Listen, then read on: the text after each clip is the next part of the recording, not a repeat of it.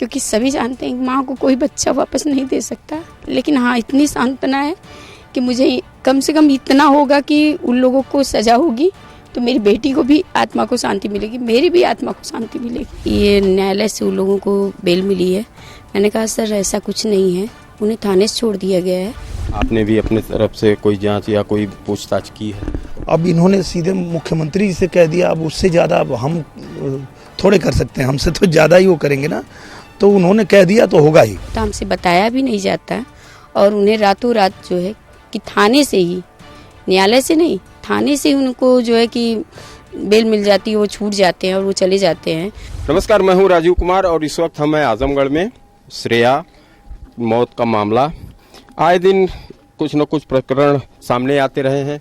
अब इस समय श्रेया के माता पिता जी हैं, ये लोग मुख्यमंत्री जी से मिल के आए हैं, उन्होंने भी आश्वासन दिया है। पहले तो मैं इनसे बात करूंगा ही, साथ में यहाँ के सांसद दिनेश लाल यादव निरहुआ जी भी हैं और शोक संवेदना व्यक्त करने आए हैं और इनकी जो मांगे हैं उसको भी अपने तरीके से लड़ने की बात कर रहे हैं। लेकिन मैं सबसे पहले बात करूंगा कि जिस तरीके से मुख्यमंत्री जी के यहाँ आपकी बात हुई, क्या आश्वासन मिला? सर मेरी मैडम गई थी, मैं नहीं गया था। और क्योंकि एक केस में बता रहे थे एक ही लोगों को जाना है, तो मुलाकात मैडम से हुई है सर।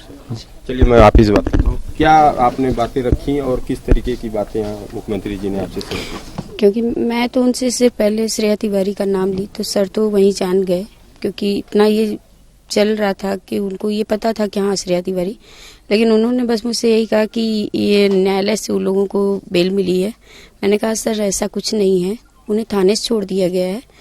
तो उन्होंने कहा अगर ऐसा हुआ है तो फिर हम उसकी जांच कराएंगे और आपको न्याय आगे दिलाएंगे, क्योंकि वहाँ ज़्यादा समय होता नहीं है उनके लिए, क्योंकि पब्लिक इतनी ज़्यादा थी कि उनके पास बस उतना ही समय है जितना कि वो बात कर सकें। फिर उन्होंने मेरा आवेदन पत्र लिया और कहा कि आगे हम इसकी कार्रवाई देखेंगे। तो जो आपने एप्लीकेशन दी होगी वो उसमें तो सारी बातें लिखी गई होंगी, उसमें क्या लिखा? सर उसमें यही लिखा था कि हमारी बेटी के साथ ही इस तरीके से मतलब हुआ और आजमगढ़ के जो प्रशासन थी वो हमारे साथ मतलब चल रही थी, वो एकदम सच्चाई से इस चीज़ की जांच कर रही थी और उन्हें जेल हो गई थी।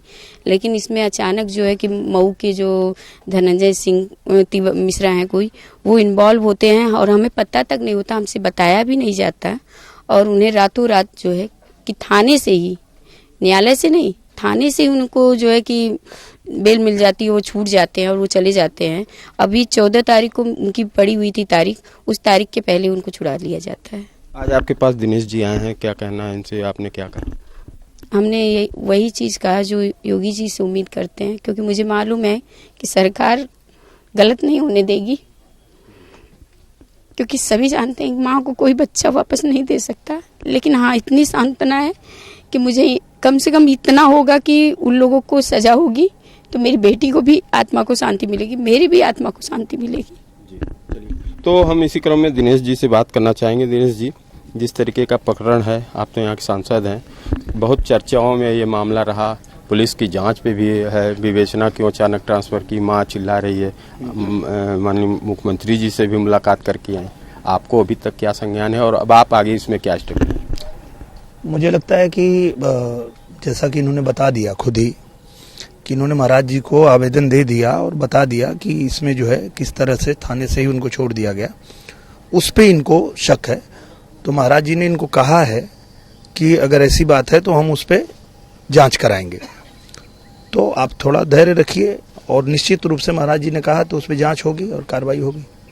जिस तरीके की बातें थाने से नहीं, 169 की कार्रवाई में पुलिस ने अपने बयान से भी पीछे हुआ, विवेचना अचानक ट्रांसफर करके, इस पे कई सवाल हैं। मैं वही कह रहा हूँ कि अगर इस तरह की बात हुई है तो वो अपने आप को खुद ही शक के घेरे में लेके आ गए, क्योंकि जब इनको भी संतुष्टि थी कि जो आजमगढ़ की जांच चल रही है, जो प्रशासन की प्रक्रिया है, उस पर इनको भरोसा था, तो अचानक ट्रांसफर करके खुद ही वो शक के घेरे में आ गए। तो अब उस पर जांच होगी, सब कुछ निकल के आएगा बाहर।